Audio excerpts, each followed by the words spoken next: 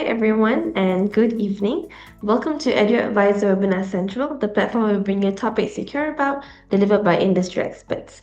I'm your host Lina, and before we dive in, let me quickly introduce EduAdvisor, your go-to platform for making smart education decisions. Now, whether you're exploring courses, comparing universities, or looking for scholarships, EduAdvisor is here to guide you every step of the way. You can also check out our career tools, exclusive webinars like this one, get help with your P2 application, or speak with an education consultant for personalized advice. Plus, if you apply to EduAdvisor, you may be eligible for exclusive tuition fee waivers, discounts, or application fee rebates to our partner universities. If you're not sure where to start, just head to eduadvisor.my. We're also everywhere on socials, so stay connected with us on TikTok and Instagram for campus insights and fun education content. And don't forget to follow our WhatsApp and Telegram channels for updates on upcoming webinars.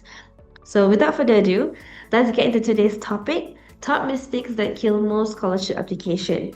It's my pleasure to introduce our esteemed speaker for today's webinar, Ms. Darshyini Sivanesvaran, Assistant Manager, Scholarship Marketing from Taylor's University. Hi, Ms. Darshyini, how are you? Hi Nina, I'm good. How are you? I'm good. Thank you for asking. Thank you for joining us and to share your experience with us. Before we begin, here's a brief introduction of our speaker. Ms. Darshini leads the scholarship selection process at Taylor's. With experience interviewing over 500 students from different backgrounds, she looks beyond exam results to understand each individual's values and goals, identifying students with the potential and drive to make a difference. Beyond selection, Ms. Darshini plays a key role in shaping the scholar experience, nurturing a strong community where students can support one another and build a sense of shared purpose. Ms. Darshini, have you got your slides ready?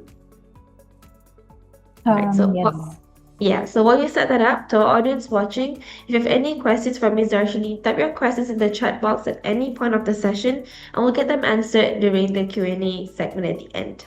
Ms. Darshini, without further ado, you can take the stage. Okay, so I hope my screen is visible to everyone. Yes. Okay, so welcome everyone. So today we'll be walking through. The scholarship journey, as well as the common mistakes that quietly cost students their scholarship application at every stage. So I'll walk you through the details. So for today's flow, we will be moving in the same order as how you'll be experiencing your scholarship application. So we'll start off with pre-application. So what are the common mistakes that students make during pre-application, followed by during the application, and also post-application. And at the same time, I'll also share some interview tips that could help you all if you're shortlisted for interview stage at your applications. And then we'll follow with summary of good practices. And lastly, I will also introduce some scholarship and award schemes that's available at Taylor's. Okay, so let's start with our topic today. Okay, so many applications actually fail even before submitting the application. So to get that fixed, let's see what are the common mistakes that students usually make. Okay, so the number one mistake here would be ignoring your scholarship criteria. Okay, many strong students are rejected simply because they don't qualify.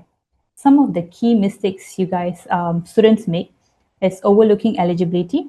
So it's either skipping the eligibility requirement completely, or even sometimes misunderstanding the eligibility. And also another common mistake is misunderstanding scoring. So this usually happens with academic criteria. So every institute or every scholarship provider have different ways on how they calculate the academic score or even other scoring for certain scholarships. So it's important for you to understand this scoring. And if at the point of researching about the scholarships, if you're not sure, if you're in doubt, always seek clarification and seek clarification early. Don't wait until the last minute to resolve. Okay, if you wait until deadline, it sometimes could be too late. Okay. So what strong applicants do instead is they read eligibility and scoring criteria carefully, and they only apply if basic requirements are met. Okay. So one of the simple rule is if you have not met the basic requirements, this equals to automatic rejection. So if you're not meeting the basic requirement, it's important that you don't waste time applying for such scholarship and instead move on and search for other scholarships that you may better suit. Okay, and followed by Clarifying doubts early with relevant departments. So as I mentioned earlier, if you're not sure on any of the eligibility criteria that's listed for specific scholarship, always clarify early with the relevant department. Okay.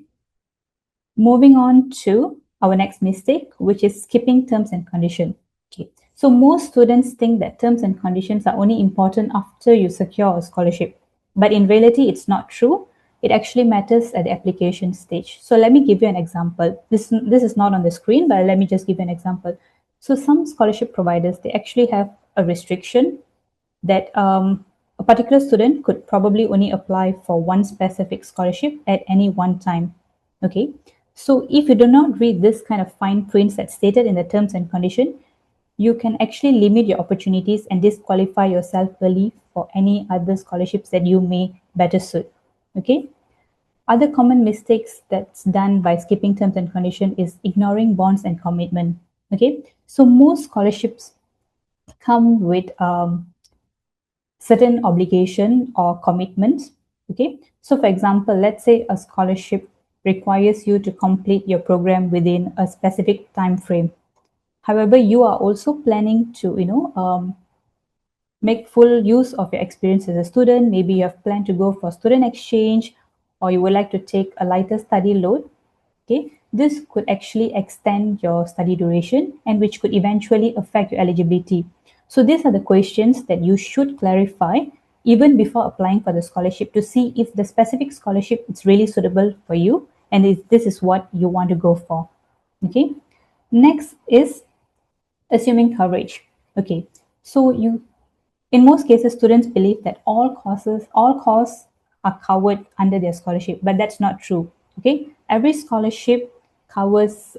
They have different coverage for your scholarship, so it could be maybe a full scholarship where everything is covered, or it could be maybe just a 50% coverage. And you have to look into details. What are this coverage about? Is it only tuition fee, or is it everything is covered? Okay, so get knowing what is covered and what's not covered would actually help you plan for your expenses and it would avoid surprises later on. Okay. And next would be not knowing maintenance rules. Okay, this is also very important because most scholarships these days requires you to maintain a minimum CGPA or performance level. And some scholarships also come with additional expectations. So for example, if you're applying for, let's say, a sports scholarship, okay, some institutions or some scholarship provider may have additional expectation that you would have to participate in X number of competitions in a year. Okay, so you need to be confident that you can meet these requirements before you apply for the scholarship. If you think that maintaining rules do not apply or it's not suitable for you, then again, you may want to continue researching and find other scholarships that are more suitable for you. Okay. And next would be overlooking renewal requirements. Okay, this is something important that I need to highlight as well. You need to understand your scholarship provider and what your scholarship coverage is about. So certain scholarship, they would cover your entire program duration, whereas there are also other scholarships that only cover probably your first year of study. And if you would like to continue your scholarship for subsequent years, you may need to either reapply or you would need to submit certain documentation to prove that you've met the requirement, maintenance requirement for them to continue your scholarship. So it's important to know whether it's automatic renewal upon meeting the requirement, or do you have to reapply, meaning that you have to go through the whole process again, process of application, shortlisting, interviews, and so on, or is it merely just submitting your semester results before you continue your scholarship coverage? And it's also important to take note of deadlines here. Okay. So how can you avoid these mistakes is, of course, reading your scholar's obligation and commitments carefully, even before applying for the scholarship. Know what is covered and what is not. Understand the renewal rules and CGPA requirements and clarify early if you're unsure. Okay. So I will move on to my next slide, which is on mistake 3, starting too late or poor time management. Okay, this is the most preventable mistake, yet it's one of the top mistakes that we see students losing scholarship opportunities yearly. Okay, So here, not researching early. Okay, so most students only start looking for scholarships after they have received their results or offer letter. By then it might be too late, especially if your scholarship deadlines are tied to, let's say, intake deadlines. Okay, so it's important for you to understand your deadlines as well as what the type of results that they accept. So for example, maybe you're an SPM student, so you are planning to start applying for scholarships once your actual SPM results is out. But again, you need to see some institutions and some scholarship providers actually do accept trial results or forecast results for the scholarship application. So if that's the case, you don't actually have to wait for your actual results. You can already, submit the application early. Okay. Next would be missing deadlines. So missing deadlines is a very clear mistake that would definitely disqualify you, because in most cases, scholarship deadlines are non-negotiable. So if you do miss the deadline, unfortunately, the students would be disqualified. Okay. Moving on to other common mistake, which is last minute document gathering. Okay, so when you collect your documents last minute, you don't have a buffer time. So let's say upon when you're in the process of submitting your scholarship application, you realize that the documents required by the scholarship provider is not available at the moment.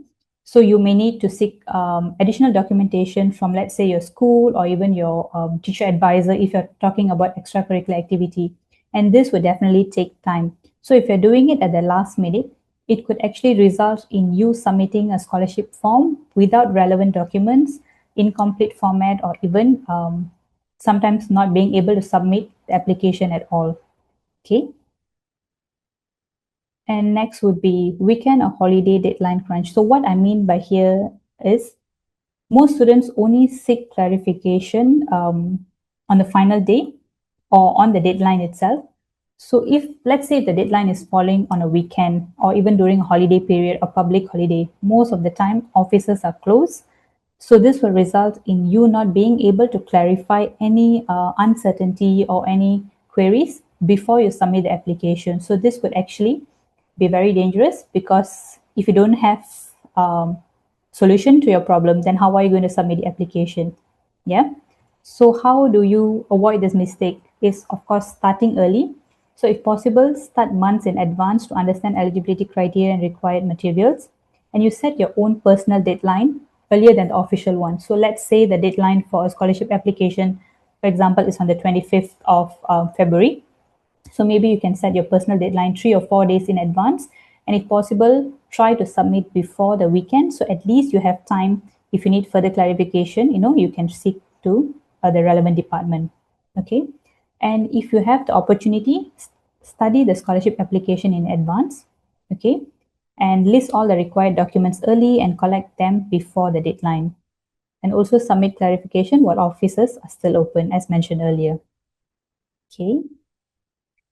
Moving on to the next stage, which is during the application. So what matters here is attention to details. Okay. One of the key mistakes made by scholarship application is inaccurate information or careless error. Okay. So first one, wrong contact information or academic info. Okay. If you submit application with a wrong phone number or wrong email address, this could actually result in the scholarship provider not being able to contact you for further updates or further updates on the status of the scholarship, or even if there's any further assessment, they may have send you an email, but you would have not received it and you won't be able to proceed to the next stage. So these are simple mistakes that could actually cause you to miss out on the scholarship. Okay. And inaccurate academic information, on the other hand, could be seen as a red flag for the reviewer. It could be a genuine mistake. It could be a genuine typo that instead of maybe keying in 8A star and 1A, you accidentally put it as 9A star. But when the reviewers look at this, they may feel that you're not being genuine and could also result in disqualification of the scholarship. Okay. Next is exaggerating your claims. So You need to remember that reviewers cross-check everything that you have included in your scholarship application. So if you don't have supporting documents for anything that's stated in your application form or personal statement, then don't put it in, because there are high chances that if you're shortlisted further to the next level or even before being shortlisted, sometimes scholarship reviewers might actually reach out to you seeking for additional documentation for verification. Okay. And next would be income information confusion. So as you know, most scholarship applications do actually require income information. So inaccurate details could actually be seen as red flag. So this could also be just because you do not understand the terminology used, especially when it comes to income information. Sometimes certain applications, they call it as monthly income or annual income. So using the wrong, understanding the terminology, it would also lead to confusion. Okay, so how to avoid this mistake is always triple check all your details in the application form before you submit, and only include what you can prove with documentation. Recheck terminologies used in application form, because as I mentioned, each application, each scholarship, the terminology used can be different. So always cross-check that and use consistent figure. So if you're supporting, this is specifically for income documents. So if you are supporting application with, let's say, your parents' income statement, then make sure you use consistent figure as stated in the income statement. Don't, round it up or so on. Okay. Next would be supporting documents failure. Okay, this is mistake 5. So here you need to remember that your scholarship reviewer are reviewing hundreds or even thousands of applications. So if your supporting documents are not attached, it could actually result in your scholarship application being disqualified, because there are high chance that they may not even reach out to you, or your application may not even be shortlisted because of this. Okay. So first is missing documentation. This is because of incomplete documentation, outdated documentation, okay, or wrong format or corrupted files that can't be opened by reviewers. Poor file naming. So using generic names, so especially when you scan your certificates, for example, your certificate will automatically be saved with a specific name, a very generic name. So if you're submitting this as supporting document, always remember to rename this. Okay, don't just use any generic name. Rename it according to the requirement by the scholarship body. So if they've mentioned that extracurricular activity, this is the format to save your supporting documents, please follow that, so that it's easier for them to review the documents as well. Okay. And next is accessibility of the documents. So this happens especially when you have a lot of documentation, you're not able to upload it because of the size. So you would then share maybe a Google Drive link. So make sure that you give permission to the reviewer, so that there's no missing documents, or the reviewer actually has access to this. Okay. So how to avoid this mistake is ensure all required documents are attached. Try to re-download and test all the uploaded files. Follow specific naming convention as I mentioned earlier. And in terms of accessibility of the documents, grant access to Google links. Always set accessibility to anyone with the link. So this would actually prevent this kind of error. And test all the links in maybe incognito mode before submitting. Okay. So I'll move on to the next mistake, which is on generic or poorly written assessment. So the key things here is ignoring instruction. Okay. Sometimes applicants do not follow the word limit or formatting requirements. And even worse is not answering the specific question. Okay. So students writing what they want instead of addressing the prompt. So let's say you have a written assessment. And the topic is how can your chosen field of study contribute to the betterment of the world? But instead you choose to write, why are you doing this program? So in a way it is related, but you're not specifically addressing the question. Okay, so these are key things that you need to look into and focus more when you're submitting your assessment. Okay, this is one of the biggest mistake made by most applicants, which is reusing personal statement. Okay, it's quite common that you reuse personal statement, but what is important is you need to alter them based on the scholarship you're applying for and also based on the scholarship provider. The worst mistake that you can make is using a personal statement addressing a different institute or different scholarship provider. So let's say you're applying to Institute A, but in your written assessment it's stated as you are keen to join Institute B.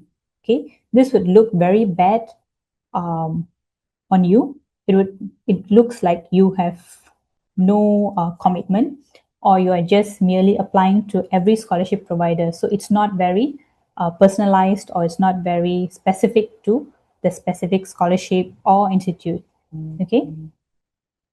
And now one of the common mistakes that we see among applicants would be AI written content. Okay, so AI written contents can easily be detected by institutes. It's okay to use AI to generate ideas, but make sure you don't copy and paste your assessment or written assessment merely from AI. Always try to rephrase, you can use AI to help in terms of checking grammar and so on, but don't rely too much on AI. Okay. So how to avoid these mistakes? First, you read and follow every instruction. Stay focused on what's asked. Customize personal statement for each scholarships, and use AI to assist, not to write your assessment or personal statement. AI can support your idea, but they cannot replace your voice. Okay. Moving on to the next stage, which is after application. Okay. So submitting your application is not the end of the journey. You're only halfway there. Okay. So after application, you need to be very alert. One of the key mistakes made by applicants are poor communication. Okay. So poor communication here, sometimes not checking emails regularly, or slow or no response, or spamming for update. Okay. So let me go point by point here. So not checking emails regularly, as you know, most of the time scholarship providers may reach out to you, maybe seeking for additional documentation, or just sending you instruction on the next stage, next process. What do you need to do? Do you need to do an assessment? Do you need to join interview? So if you don't check your emails regularly, you may miss out, and this is especially dangerous if the communication comes with a deadline and call to an action. Okay, slow or no response would also look like as if you're not committed or interested in this scholarship. Okay, spamming for updates. It's very normal that I know you are anxious. You want to know the status of your scholarship application. So you can reach out to the provider, but always respect the timeline given. Okay. And how do you avoid this mistake? Okay, so check your inbox daily at least once so you don't miss out on time sensitive updates. Don't forget to check your junk and spam folders, and make sure your inbox is not full.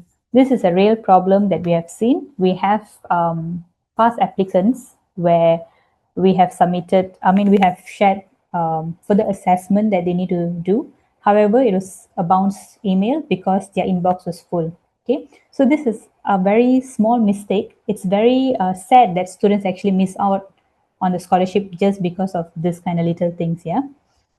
Okay, and in terms of timeline, so always try to respond within 24 hours or 48 hours, or as per the stated deadline.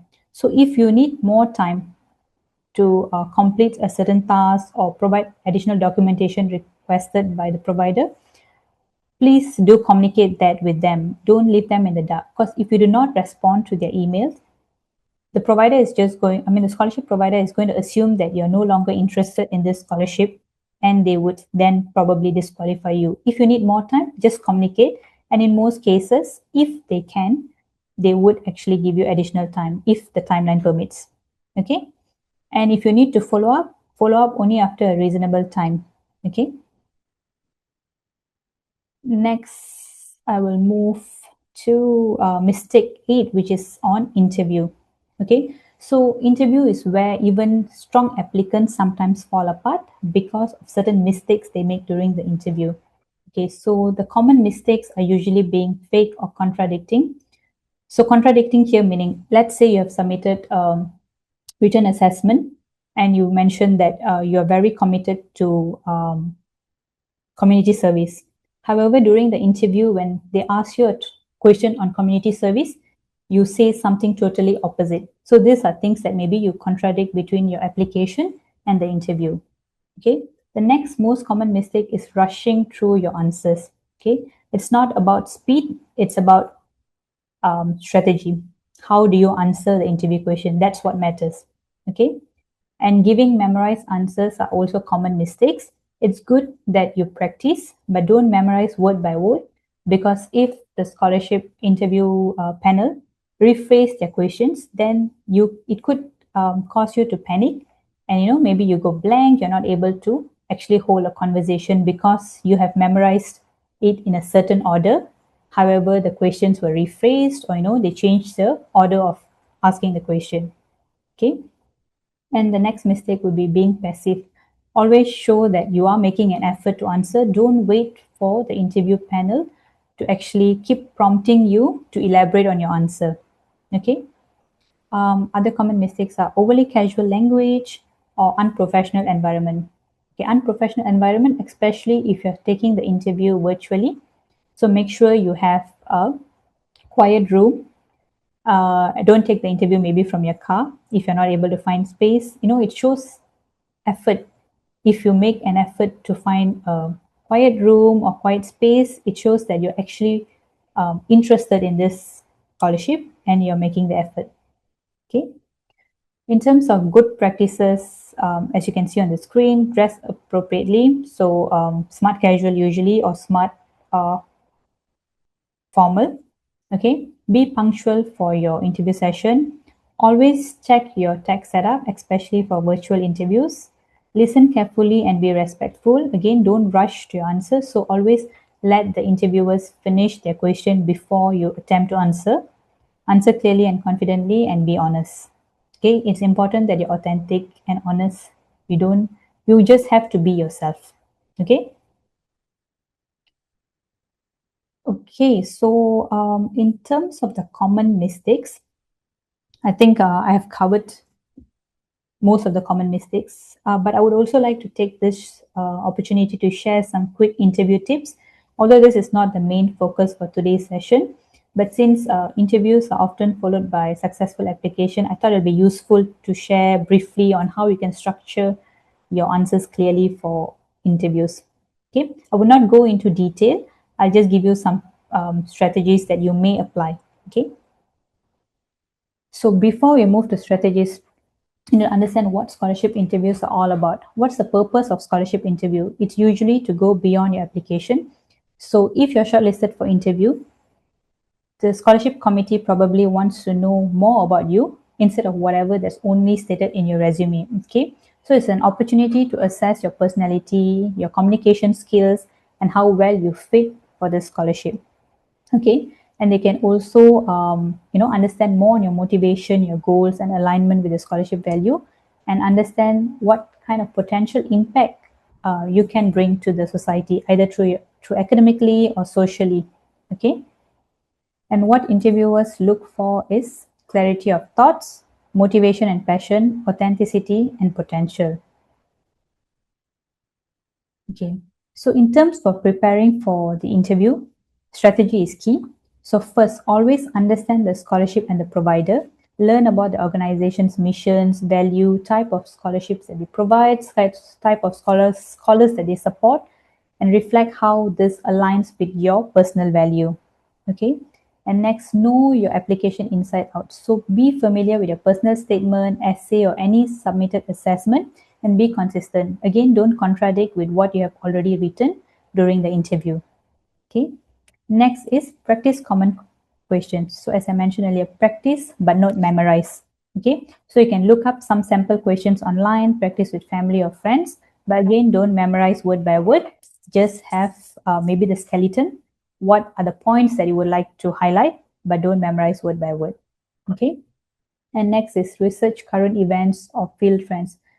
Okay, so here how you can do it is maybe you can follow leaders or relevant organization on LinkedIn, on Instagram, or read blogs or updates on your field of interest. So let's say you're doing an engineering program and you're interested in green engineering, then learn about that. Have a basic understanding of it, because usually these are things that interviewers could actually ask. Okay. So next is how to structure your answer during the interview. So there are usually two type of question asked during an interview. It's either a scenario or situational based question. Another type is either opinion or personality question. Okay. So I'll cover on scenario or situation question first. So if you do have this kind of question, you can use the STAR approach. What is the STAR approach? So STAR here stands, S here stands for situation, where you set the scene first, okay, followed by task, which is what needed to be done, okay.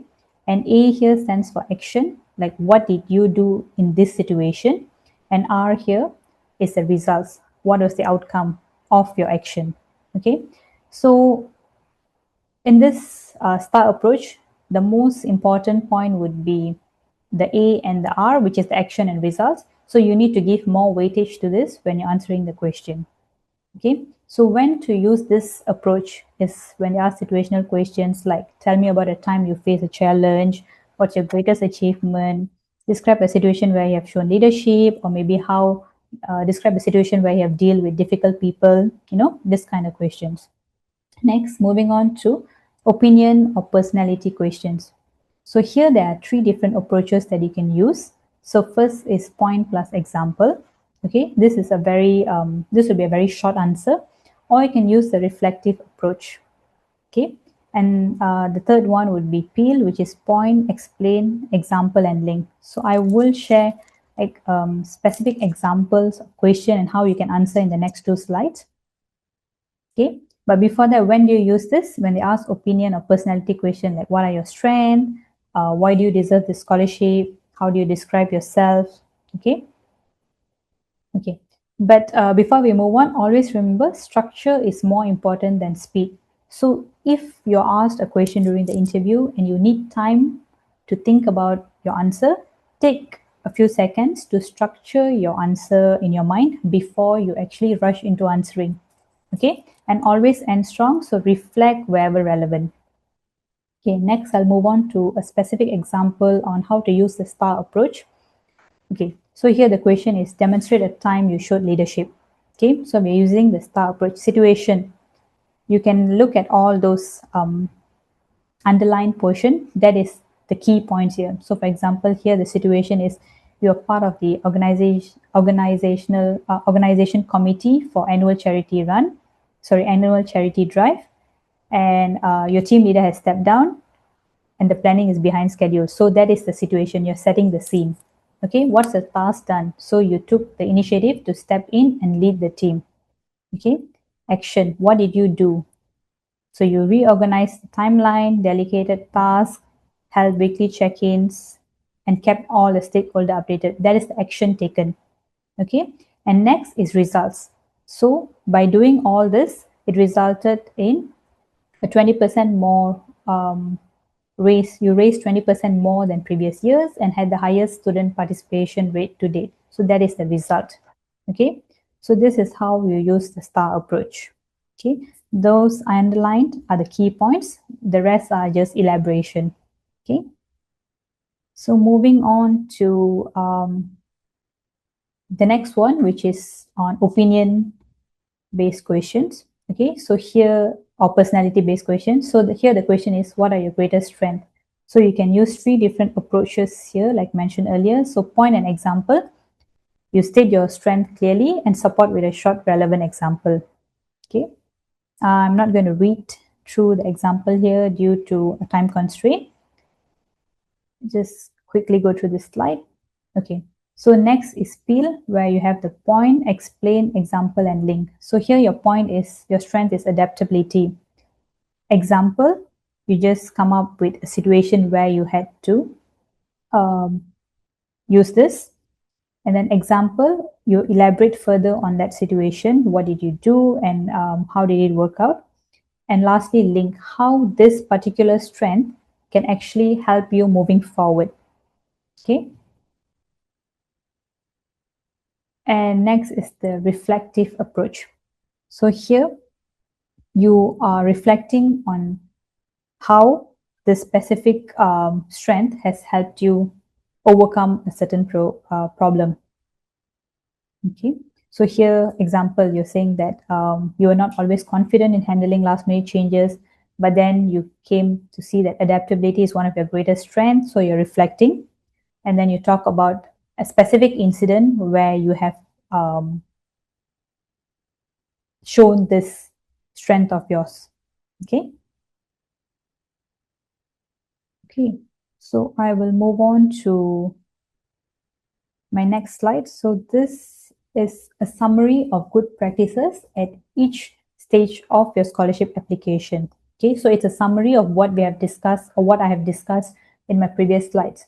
So the first stage, which is before application, always research on the scholarship options, understand eligibility, read instructions carefully, create a checklist of documents, and collate the supporting documents in advance, and also always set personal deadlines ahead of the actual official deadlines. Okay, and then moving on to during applications, complete your forms accurately, tailor your personal statement for each opportunity, double check documents, submit completed form before the deadline. What happens after you have applied? While waiting for the next step, always check your emails regularly, respond promptly on requests, and prepare for potential interview. Okay, and how do you prepare for potential interviews? Know your application, research on the providers, and practice questions. Okay, and if you do make it to the next stage, which is the interview stage, always be confident and clear with your answers, structure your answer, okay, and show authenticity.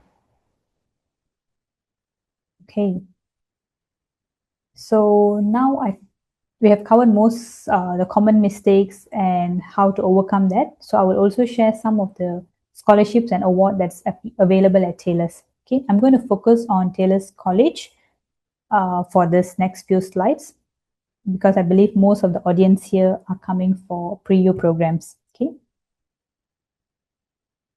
Okay, so scholarship schemes at Taylor's. So both Taylor's College and Taylor's University schemes are listed here, but we will be focusing more on the Taylor's College scholarships. Okay, so we have the Merit Scholarship, Talent, Sports, Community, ACC and Young Accountant Scholarship. So the last two scholarships, ACC and Young Accountant, are more program specific. Okay, whereas the Merit, Talent, Sports, and Community is open to most programs at Taylor's. Okay, so one of the key criteria here is all scholarships are given for the enrolled study level and registered program only, and it's applicable for new students at the point of enrollment. So you see the point number 2, these are things that's stated in the terms and condition. So this is why you always have to read your terms and condition before you apply, because if you do not read the terms and condition, you may even assume that you can apply for a scholarship during your second semester, which is not applicable in this case. Okay, so this is how you relate back to what we have covered in the earlier slides. Okay, so in terms of accepted results, we accept forecast, trials, actual results, and interview is compulsory for all shortlisted applicants.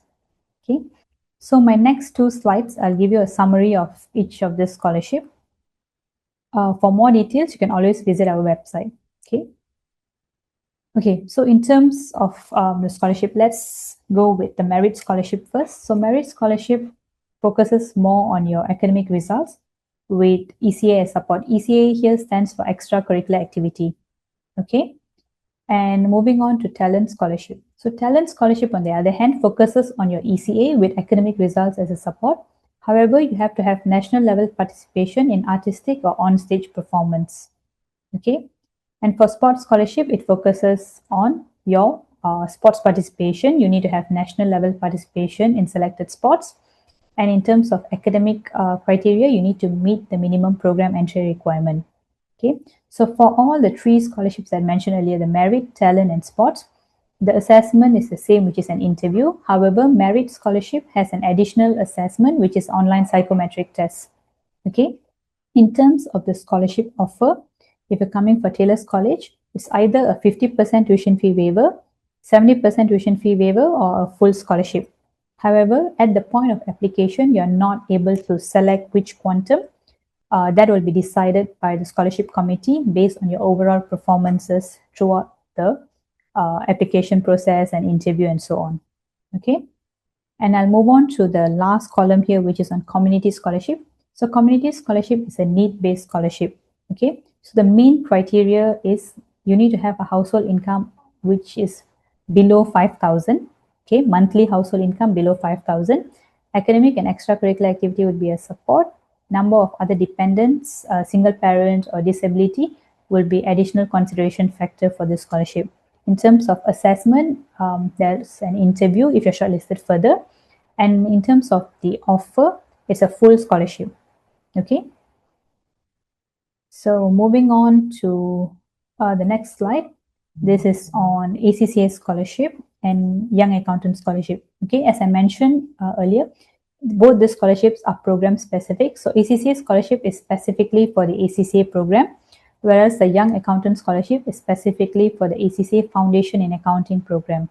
Okay, so in terms of evaluation criteria, both focuses on academic results with extracurricular activity as support, and is only applicable for full-time studies. For the ACCA scholarship, there's a minimum number of papers you need to do for ACCA. Usually, if you're doing a full-time studies, you would be doing a minimum 13 papers or minimum 10 papers if you are a ACCA FIA graduate. Okay. In terms of assessment, is the same for both ACCA and Young Accountant. You have a written assessment and an interview. However, Young Accountant Scholarship, there's an additional assessment, which is an online psychometric test, which is similar to the merit scholarship earlier. Okay. In terms of offer for the ACCA scholarship, it's either a 50% tuition fee waiver or 100% tuition fee waiver. And for Young Accountant, it's a 100% tuition fee waiver. Okay. So I will move on to awards at Taylor's. So one of the main awards that we have is the Taylor's Excellence Award. Okay, so Taylor's Excellence Award, the criteria that we focus on is your academic results, and we accept forecast trials or actual results similar to your scholarship. However, you need to use your latest available results for both the scholarship and excellence award. In case you want to apply, you need to use your latest available results at the point of application. Okay. For the Excellence Award, the offer, it differs by tiers of tuition fee waiver depending on your academic results. Okay, the next few slides, I'll just show you some example on how it works. And in terms of deadline, it's before the intake closing date and is applicable for all programs. Okay, so okay, so here is the requirement and quantum for, let's say, if you're coming in for Cambridge A levels. Okay, so how to read this table is you look at your academic results. So let's say you're an SPM student with 8 A's. So you're coming in for Cambridge A levels 4 subject, then you'll be eligible up to tuition fee of 8,000, tuition fee waiver of 8,000. If you're coming in for 3 subject, it would be a tuition fee waiver of up to 7,000. Okay, so that's how you read this table. So if you're coming in for Cambridge A levels, for 4 subjects, the quantum ranges between 4,000 up to 15,000, and for 3 subjects, it ranges between 3,000 to 12,000. And if for OSMAT program, it ranges between 4,000 to 15,000 tuition fee waiver. Don't worry if I'm going too fast, you can always find all this information on our website. Okay. And for foundation, it ranges between 2,000 to 12,000. For diploma, it ranges from 3,000 to 10,000. Advanced diploma ranges between 6,000 to 12,000. So for advanced diploma, we only have 2 quantums. Okay, but yeah, okay. So ACCA Foundation in Accounting, it ranges from 3,000 to 7,000. And for ACCA, it's slightly different. It's based on a percentage. So it's from 15% up to 35% of tuition fee waiver. Okay. And lastly, for ADP, American Degree Transfer Program. So it ranges between 4,000 to 15,000. Okay, so I think that brings us to the end of the sharing today. So now I'll open the floor for questions. All right. Thank you so much, Ms. Darshini, for that informative session. And you're right, we are now at the end at the Q&A segment of our session. Let's just see what questions we have from our audience. We have one from Megan. She asks, if I rescind my scholarship application after being approved, will it affect future scholarship applications? Sorry, Rina, could you just repeat that for me? Sorry. If I rescind my scholarship application after being approved, will it affect future scholarship applications? Um,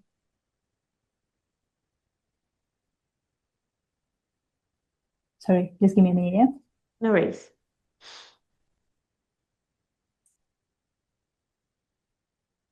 Okay, so meaning that if they cancel the application after Mm, applying, after being approved, whether it will affect future applications, right?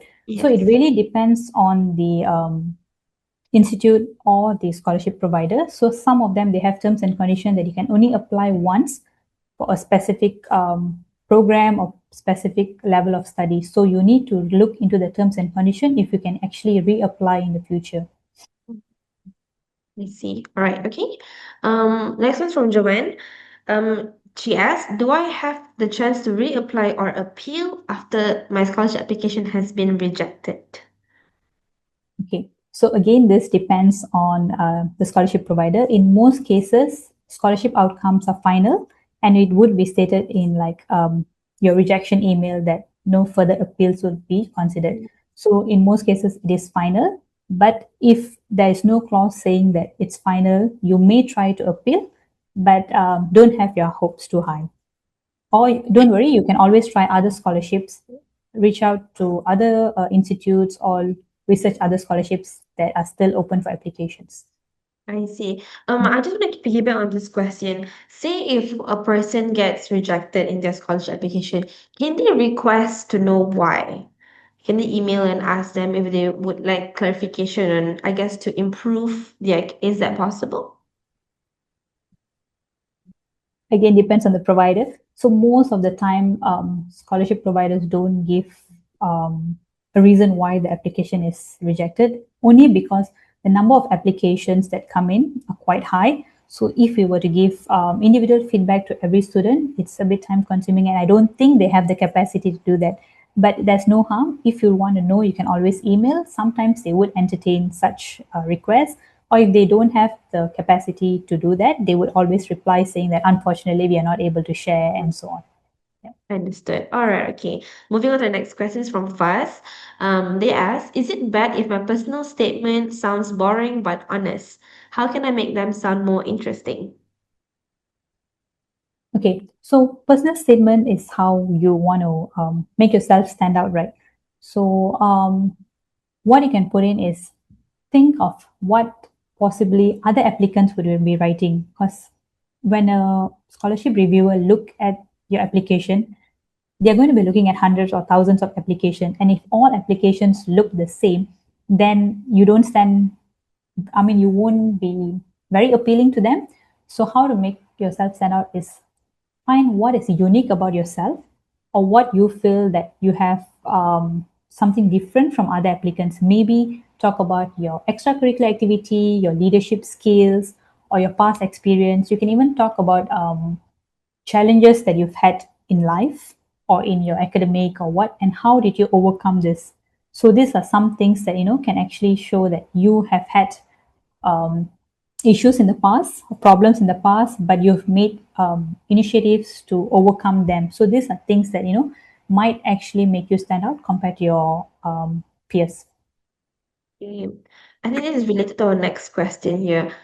Is there a specific type of personal statements that scholarship selectors tend to look for aside from a problem and then overcoming it? Are there like specific tropes or when they go through it, like okay, this is like this stand out compared to like a standard extracurricular and this and this and this? I think, of course, when you're looking for scholars, right, you're looking at the best of the best. So you Mm. want someone who is an all-rounder, and you want someone who knows what they want to achieve in life, what they want to do next, someone who has a clear motivation, clear direction, not someone who is still unsure. I mean, of course, it's normal, if you're after high school, sometimes you're unsure about what you want to do, but don't show that in your personal statement. Yeah. So don't show uncertainty in your personal statement. Try to put on all the stronger points on there. Right, so I guess you could say that there is some sort of limit to honesty. You can't, how honest is too honest? So in that sense, only showcase their strong points, and then your weaknesses, you just sort of change them into a strength. I think when you talk about weaknesses, everyone have weaknesses, right? So it's okay to show weaknesses, but you also need to show how do you plan to overcome the weaknesses, or what have you done to overcome the weakness. Such little examples would show that you are actually making an effort. That actually makes you stand out compared to your peers as well. Instead of just stating that, oh, my weakness is I don't like doing public speaking, and just end there. So it's like, okay, you have a weakness, and what are you doing about it, right? So instead, you can say you have a weakness of public speaking, and then maybe you say, but however, I have joined Toastmaster Club and done this. If you have done it, if you have not done it, yeah, then maybe just leave out that part, and take it. If you are asked in interview, then we take it on from there. I got it. Okay. Moving on from Mia. She asked, my grades aren't top notch. Will a great personal statement give me a chance for a scholarship? Okay, so this is when you need to read your eligibility criteria. So if the scholarship specifically mentions that they need certain grades, regardless of how good your personal statement is, if you do not meet those grades, unfortunately, you would be disqualified. There are also other scholarships that maybe focus more on leadership roles or sports or talent that might be applicable to Mia. So maybe she can look into those kind of scholarships instead of focusing on merit-based scholarships. All right, got it. Okay. This one's from Archana. If I fail a scholarship interview once, will that affect my future applications with the same provider? Again, depends on the institution, but most of the time, scholarship providers would not penalize. If you're applying for different scholarships, then they would process those scholarships separately. Mm, So similar understood. to like last example is maybe you're coming in for a pre-U program and you are unsuccessful, but then when you move to a degree, you apply it again. So it will be considered as a new fresh application, and you will go through the whole process again. We do not penalize students based on the past experience. I see. All right, okay. Next one's from Hiba. As an international student who's schooled in Malaysia, does being international affect my chances of getting a scholarship from a university? Most universities also have international student scholarships. So you can always reach out to the institution or ask your counselors what are the scholarships applicable for you. So you do have a chance to apply for scholarships, but again, you need to go through the eligibility criteria. So I wouldn't say that it's definitely no, you don't stand a chance to apply for any scholarship, but the type of scholarships might be different from what Malaysian student is eligible for. So it really depends on the institution or the scholarship providers. But if you're looking at maybe government sponsorship, then most of the time it's more for Malaysian students. All right. Okay. Moving on from Megan. Is it okay if my extracurricular activities are not related to my intended course? Um, that is fine if it's a general scholarship, but if your scholarship is program specific, sometimes providers would look for extracurricular activities that is relevant. But if okay, now it might be too late to go and change your extracurricular activity participation, right? So if you're planning to submit any application, just put in all your extracurricular activities that you have, and let's see how it goes, because you can't say whether it would be considered or it may not be considered. Usually they look for relevant participation, but if you don't have, just put in what you have and always choose those that is maybe you have a higher position or higher achievement. All right. This is from Joanne. My spoken English isn't very good, but I have good results and strong extracurriculars. Will this affect my application during a scholarship interview? And will I be judged based on how polished my English is?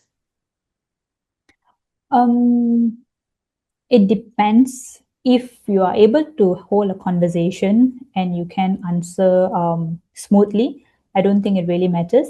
But if you do struggle to hold a conversation, then sometimes it may actually affect, because of course at the initial stage of applications you would have done well because your written English is good, but when it comes to interview, what matters is how well you present yourself. So maybe you can start practicing now, practice with family members or friends, or now you even have like all this AI tools that you can actually practice for interview and improve. All right, okay. One from City.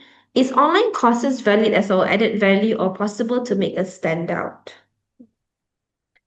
If your online courses are related to your program that you plan to study, yes, because it will show that you are committed to the program and you're making initiatives. So yes, you can include that in your extracurricular activities. Hmm. Right, okay. This is from Ethel. I think this is a question that I think a lot of students, especially high schoolers, relate to because almost everything now has certifications. But they ask how to show proof that we have done community services. Besides that, how do we show proof that we have done a certain community service if the organizer does not provide certificates? Hmm. Okay, so if you're going through your school initiative, so let's say you're in a interact club and you're doing a community service. So maybe if you don't have certificate, you can go back to your school, get your teacher to verify or give letter, or you can also reach out to organizations that you have volunteered with and mention that you're actually applying for a scholarship and you may need them to verify. That would work as well. So not all involvement would result in you receiving a certificate. So you have other form of supporting documents. So verification from teacher advisor, or let's say you're participating in some competition. So there's an email saying that you have been selected for this competition. So those emails can also be used, but it has to be authentic and it has to be verified. So if it's supporting letters, then if it's on a letterhead, that would be very much appreciated. If you can't find, then email from a teacher advisor, maybe with them signing off or chop from the school, that would also help. Hmm. All right, okay. This is from Faz. Can I apply to different scholarship programs under the same institution to increase my chances of getting one, or will that just hurt my chances? You can apply for more than one. Again, you have to read the terms and conditions. So if the provider says you can only apply for one type of scholarship, then choose the one that is most relevant to you and the one that you have a higher chance of securing the scholarship based on the eligibility criteria. If there's no say that you cannot apply for more than one, then by all means you can apply for all the scholarships that you are applicable for. Okay. I think this is the last one from our audience. Ayin asks, is it all right to include my extracurricular activities from 1 to 2 years ago? I think if this person is, say, just graduated, they're 18 years old now, so then that will make their experience being when they're 16. Is that still valid? So usually we will look for the latest participation, but if you don't have any strong participation in the recent year, 2 years ago, you can still include. But again, some scholarship providers would have already specified that your participation has to be within 2 years or within 3 years. So look out whether they have such criteria. If they don't have such criteria, then you can put in from previous years as well. Okay, got it. We have a couple more from Ashraf. If I want to apply for a university scholarships abroad, is it an advantage if I have competency of the language? I definitely think that will be an added advantage. Yeah. All right. This is from Adam. How do I know that I'm being attentive during an interview, and how do I avoid being passive or stealing the spotlight? Okay, what I meant by being passive is, sometimes the interviewer asks you for a question like, let me think of one example. Um, how can you contribute to the community through your program? So don't stop with just one word, always elaborate and give examples. So that shows that you're actually making an effort and you are, you know, um, being proactive. If you keep waiting for the interviewer to prompt you to explain, elaborate further, then it looks like you're very passive. Understood. Okay, we don't have any new questions in the chat, but I do have a question of my own, if you don't mind, Mr. Darshini. At what point does a scholarship application becomes over-engineered? And does trying too hard actually work against students? Trying too hard would work against students, especially during interview, because you can tell. And most of the time, interview panelists are those who have interview experience over a long period of time, right? So when the student is trying too hard, it's very obvious. So that's why it's very important to be authentic and to be genuine and don't over exaggerate. Does over-exaggeration or maybe trying too hard, does it appear as overconfidence, would you say? It can be seen as overconfidence as well. And sometimes what we see among these students is they start off being overconfident and eventually throughout the interview, I don't know what happens. They would just, sometimes go blank and then it affects the whole performances. So it's important to, maintain the same level of confidence throughout the whole interview. It's not about being how confident you were when you started or how confident you were when you end. It's about being consistent throughout the whole interview. Okay, understood. It seems that we have no new questions in the chat for a while. So I think we can close the session. But before we end it, Ms. Darshan, do you have any final words of advice for students who are anxious about applying for scholarships? I think what is important that you need to know that there are a lot of different type of scholarship. So there's definitely something that is relevant to you or maybe, more suitable for you. So start your research early. As I mentioned, you don't have to wait for your actual results release. You can start applying or start researching now. And I'm sure you'll find something that's suitable for you. And it's not always about grades. There are also scholarships that focus on your leadership, on talent or sports and other stuff. So you can look at those scholarships as well. All right, so thank you so much, Ms. Darshini, for sharing your valuable insights with us today. And to our audience, thank you for your participation. It's been a pleasure having you with us. If you have further questions about scholarships or tailors, you may send your queries to us at webinarcentral.support@eduadvisor.my and we'll answer your questions there.